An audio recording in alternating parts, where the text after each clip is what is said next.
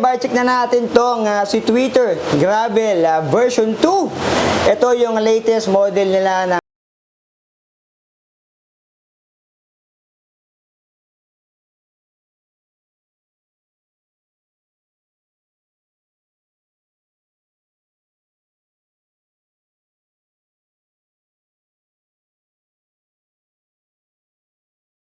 matandaan kung ano yung nakalagay na pira sa kanya, pero ang sigurado ko lang dito iba yung frame nito doon sa version 2. Kung mali ako, papost ko sa screen yung version 1, hindi ko matandaan kasi medyo matagal na yun.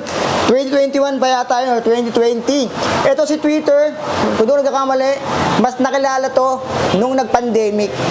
Kasi nung pandemic, isa yan sa mga mabili ng marami naghahanap ng mga road bike and gravel bike. So short story lang yun.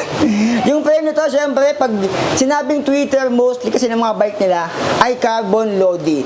Yung mga road bike and gravel bike, and MTB meron din yung Twitter Warrior. Ito naman, si Twitter Gravel version 2 ay carbon din. Carbon lodi, itong kanyang frame, nagtutone color siya, maganda yung pagkaka-orange na, ganito kong mga orange ayan so BE talaga pag orange yung top tube niya, simpleng design, nandito lang yung Gravel version 2, yung waring na bawalan tangan magamit ka kahit tulog ka para pagising mo. Ride out ka na lang. Sa gilid, ayan, malipis lang dito. Merong design na pa ganito dito sa kanyang head tube. Yung down tube naman ito, ayan, medyo medya, hindi naman siya ganun kataba. Ayan, nandito yung Twitter, yung cable routing nito. Tingnan natin. Sa down tube, isa sa left side, and the right side sa top tube, wala dahil ito ay naka one by lang naman. So lahat ng kable niya ay dumaan sa kanyang down tube. Yung head tube naman, yung head tube, kanina ko pa sinisilip to, medyo questionable sa akin to, kung tapered ba yan o hindi. Pero parang feeling ko hindi siya tapered Ayan pantay So comment down below kung anong sentimento nyo dyan. Para sa akin, parang hindi siya tapered. So questionable sa akin kung tapered siya o hindi. Dito naman, meron siyang kasama. Nalagay niya ng ulam na nakasabit. May parinas siyang kasama dyan. Hindi lang to.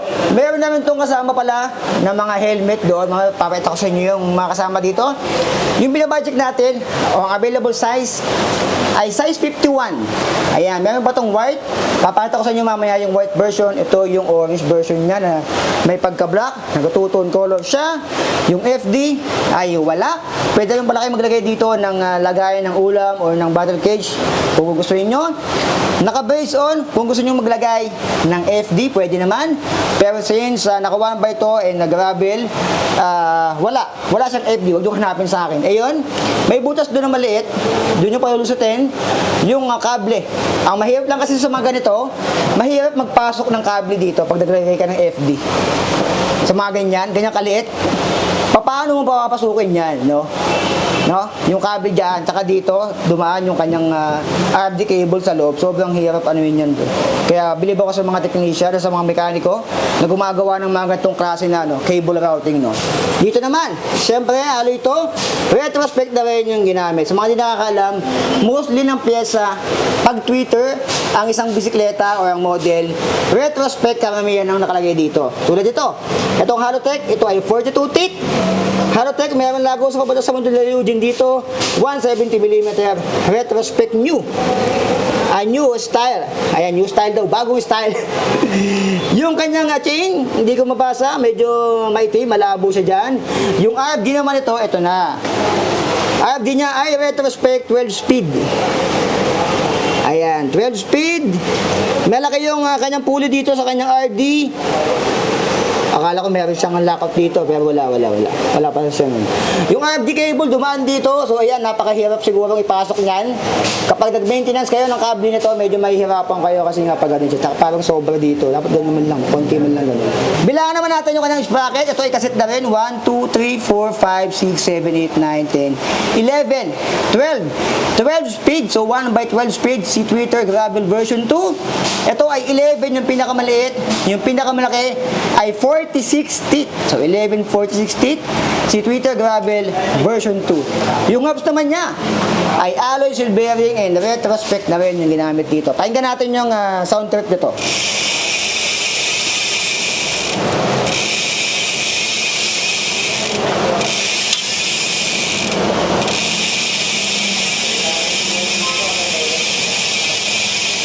So yan yung kanyang ingay ng hubs. Pangkaraniwan na, ganyan talaga kaingay yung hubs ng retrospect kahit sa ibang mga MTB nila. Spokes na bilangan natin 4, 8, 12, 16, 20, 24, 28 yung ginamit na spokes. Nakaparehas na valve na rin. Ito ay double wall alloy rim racing. Nakalagay dito. Made by Retrospect. Double wall alloy rim and yung gulong na ginamit ay Innova. Innova Pro Stampede 700 by 40C. Ito yung 40C. Ayan. Yan yung 40C siguro na yun. Yan yung pinakasagad na gulong na pwede sa kanya. 40C. Pag ginawa niyong 45C, sabit-sabit na yan. Sa likod, naka-floating rotors. Medyo maliit lang to. I think this is 140mm na rotors. And naka-true axle na rin siya. Ayan. Dito naman, yung kanyang flat mount ay zoom yung ginamit. Hindi naman siya mukhang cable actuated hydraulic. So parang mechanical lang yung ginamit dito. Ayan. Para siyang mechanical, parang hindi siya cable actuated dito. Yung kanyang flat mount o yung kanyang brake caliper dito. Seat post naman ito ay carbon loaded din. Ayan, pinipitik-pitik ko ng konti. Ayoko lakasan, baka masira. Baka makabahay tayo dito. Yung kanyang upuan ay retrospect na rin. Pati upuan, retrospect. Kita niyo naman yan. Sa kanyang fork, carbon loady. Carbon loady. Ayan. Twitter na rin. Yung kulay, maganda. Maganda yung pagkaka-orange ito. Yung wheels at sa unahan, same lang din sa likod. Nakapares na valve. Spokes 28. Double wall alloy rim, Innova Pro Stampede 700 by 40C. Sa unahan naman, tignan natin. Naka-floating rotors din siya dito. 160mm. Para mas maliit yung sa likod. 140. Dito naman ay 160mm sa kanyang unahan. Ayan. Naka-true axle na rin and zoom na rin yung ginamit dito. Stem naman ito ay around 80 to 90mm. Yung kanyang ay headset ay tweeter na rin. Malamang sa malamang silver na yung mga ganito. Yung kanyang grab bar ay mayroon siya dito ang palmares. Yung haba nito 420mm and yung kanyang drifter ay syempre retrospect. Ayan, pero para siyang may feels ng ng Sensa Empire Pro or SRX Pro. Yung timbang daw nito ni Twitter Gravel version 2 ay 9.11 kg. So magaan na yan. Bakit nga ba siya ganun kagaan? Dahil carbon yung kanyang frame set, yung frame, yung fork, and yung kanyang seat post doon. So magkano nga ba to dito kay Bisikleta Manila? Si Twitter Gravel version 2. Ang presyo nito ay 44,000 pesos. Yung mga ganito dati, pumapalo to ng mga 50,000. Maniwala kayo sa akin. Yung panahon pa ng kasagsagan ng pandemic, 50,000 to 60K yung binibenta yung mga ganito. Pero ngayon, around 40K siya. So, tatanungin nyo kung okay ba tong bilhin para siguro sa akin. Si Twitter kasi, nag-build siya nung pandemic ng pangalan na tsaka yung presyo niya is parang papunta na sa papunta na sa mid to high yung presyo niya eh. So parang niretain niya yung presyuan nila kasi nga ito ay carbon. Hindi lang natin alam kung anong klase ng carbon ang ginamit dito, kung T700 ba to, T800, T900 or T1000. Yun yung kulang dito, yun yung hinahanap ko dito. Wala eh, walang nakalagay kung anong material ang ginamit dito, kung anong klaseng tito, kung gaano katibay. Yun yung questionable sa akin dito.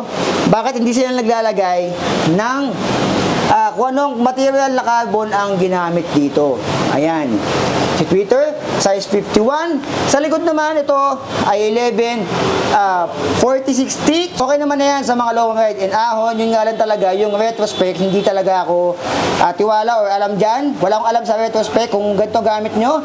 Kamusta ang shifting ng retrospect? Bigyan nyo kami ng feedback o ng info regarding sa shifting ng retrospect, lalo na naka 1 by to gravel kasi. So syempre 700 by 40C, ang dami lang ng retrospect na pyesa kasi nga Twitter to. Pero good thing naman, ito ay naka true axle na rin naman. Siguro kung medyo yung presyo na to is around 30,000 pesos, siguro mas sulit siya. Sa 44 siguro pwede nyo pantawaran yun. So nasa sa inyo. Si Gravel version 2 na Twitter, 44,000 pesos dito. Malamang sa malamang meron pa yung last price. Siyempre B2, ito yung latest niya. May kasama to. Ito, kasama to. Ayun o. Helmet. Ito na yung kasama niya. Sa babayarin nyo. May visor na rin. And pedals. Ayan o. Pati pedals, retrospect. Ayan o. Dalawa to eh. Sa kabila isa. Tsaka to, syempre. Meron namin siya kasamang tools. Kasama na to, bundle na to literal. Tsaka to mga ilaw na to. So 44,000 pesos, I think 44K. Pwede niyo yang kunin dito sa Bisikleta Manila na sa inyo. O kung gusto niyo bisitahin to o makita ng personal, meron tong white version. White version niya ay saan banda? Hanapin natin. Teka lang, nawawala ako. Hanapin natin yung white version niya. Ito yung white version. Ay, maganda rin yung white version. Para kayo si White Ranger na to, si Tommy. Ayan, no? Ito yung white version niya. So, mukha din galante yung white version niya. Ayan. So, same spec, same price, white version. Kaso nga lang, parang iba yung ano niya. Iba yung kanyang lagayan ng ulam o ng battle case dito. Ayan. Dito naman, ito rin ba to, sir? Ito yung gray. Ayan. Yung gray, ayan yung gray version niya. So, malamang walang all black to. Tatlo lang ang kulay na available. Gray, white, and yung orange na binacheck natin. So, same spec lang naman yan. So, kung gusto niyo yan, si Twitter Gravel version 2, ay puntahan nyo lang dito sa Bisikleta Manila 3. Kaso nga lang yung size, Boss Timothy, 51 lang, no? Yes po, sir. Pero ito may last price pa to. Yes, sir. Sa 44,000. May last price pa yan. Bagong lapag, syempre, alam nyo na, pag bago, mainit pa yan sa mainit mga alien. So yun, naka 1 by 12 speed, 42, 11, 46 teeth. Okay na rin yung tunog ng hubs niya, hindi naman ganun kaingay. So ganyan talaga yung typical na tunugan ng hubs. Tsaka yung cable niya ay naka full internal doon. Yun nga lang ba, parang mahirap to palitan ng kable. So yan mga alien, like, comment, subscribe. Yung details ng shop nila is nandyan sa screen nyo ngayon. And yung kanilang address, contact number, nandyan lahat. So ano masabi nyo dito? Kay Twitter Gravel version 2, comment down below. So like, comment, subscribe, so be it. I love you all. Diyan nga.